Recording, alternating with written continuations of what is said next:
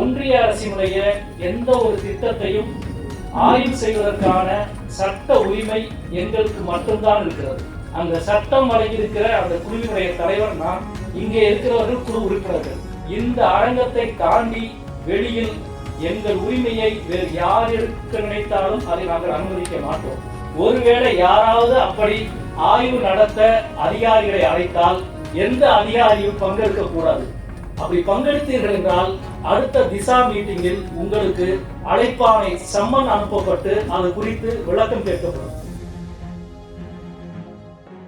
நேற்றைய தினம் மதுரைக்கு வந்த தமிழ்நாட்டினுடைய ஆளுநர் அவர்கள் சில குறிப்பிட்ட ஒன்றிய அரசினுடைய திட்டங்கள் சார்ந்து ஒரு ஆய்வை நடத்தியதாக பத்திரிகைகளிலே செய்தி வந்தது.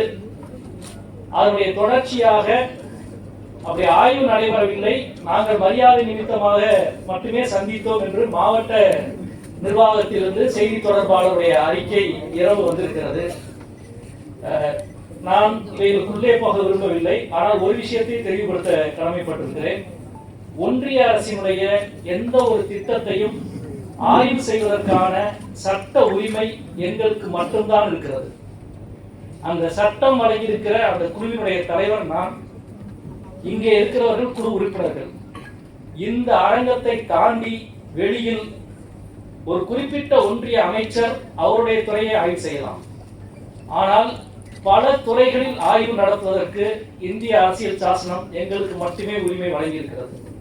எங்கள் உரிமையை வேறு யார் எடுக்க நினைத்தாலும் அதை நாங்கள் அனுமதிக்க மாட்டோம்.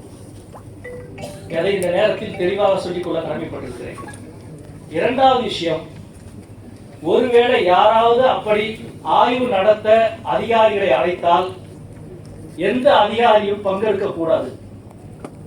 அப்படி பங்கெடுத்தீர்கள் என்றால் அடுத்த திசா மீட்டிங்கில் உங்களுக்கு அழைப்பானை சம்மன் அனுப்பப்பட்டு அது குறித்து விளக்கம் கேட்கப்படும்.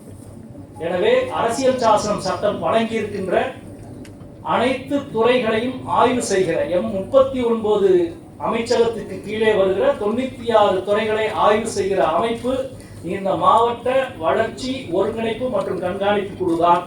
இது மதுரை மாவட்டத்தில் 100% உறுதிப்படுத்தப்படும் என்பதையும் அதிகாரிகளுக்கு நான் இங்கே தெளிவுபடுத்திக் கொள்ள கடமைப்பட்டிருக்கிறேன்.